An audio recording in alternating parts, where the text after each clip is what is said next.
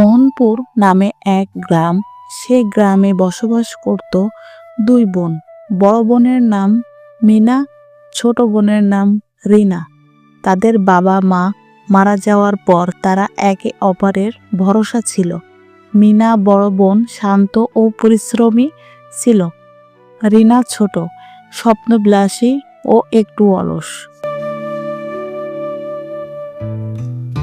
মিনা ঘর দোর সামলে গ্রামের লোকদের বাড়িতে কাজ করত, আর রিনা সারাদিন আয়নায় নিজের সৌন্দর্য দেখে সময় কাটাতো। মিনা প্রায় রিনাকে বলতো, রিনা, নিজের দায়িত্ব বুঝতে শেখো। শুধু স্বপ্ন দেখলে জীবন চলে না। তুমি বুঝবে না, একদিন আমি বড়লোক হব। এই কষ্টের জীবন আমার জন্য নয়। একদিন রিনা সিদ্ধান্ত নিল সে গ্রাম ছেড়ে শহরে যাবে। বড় বোন মিনা অনেক বোঝালো, কিন্তু রিনা কারোর কথা শুনল না। আমার স্বপ্ন পূরণ হবে শহরে, আমি বড়লোক হব, তুমি দেখো বলে সে শহরের পথে রওনা দিল। শহরে গিয়ে রিনা বড় একটি কোম্পানিতে কাজ পেয়ে গেল। তার রূপ ও বুদ্ধি দেখে সবাই মুগ্ধ হলো, কিন্তু সে ধীরে ধীরে ভুলে গেল তার সফলতার পিছনে মিনা কত কষ্ট করেছে। এদিকে মিনা গ্রামে থেকেই নিজের পরিশ্রম দিয়ে ছোট একটি দোকান চালু করলো। তার সততা ও কঠোর পরিশ্রমের কারণে দোকানটি ধীরে ধীরে বড় হতে থাকলো। কয়েক বছর পর রিনার জীবনে অন্ধকার নেমে এলো।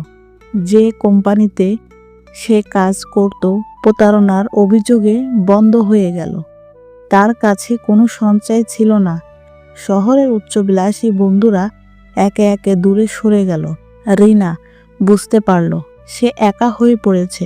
শহরের চাকচিক্য তাকে অনেক কিছু শিখিয়েছে, কিন্তু প্রকৃত ভালোবাসা ও নিরাপত্তা কোথাও পাওয়া যায় না, তা সে জানত না।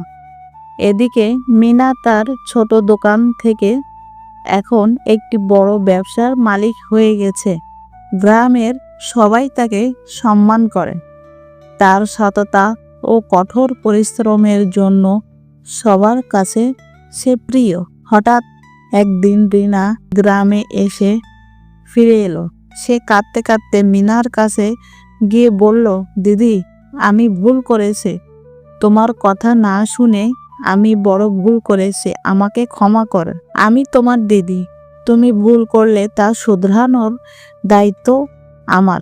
রিনা এবার থেকে মিনার ব্যবসা সাহায্য করতে শুরু করলো। মিনা তাকে নিজের ভুল থেকে শিক্ষা নিতে বলল।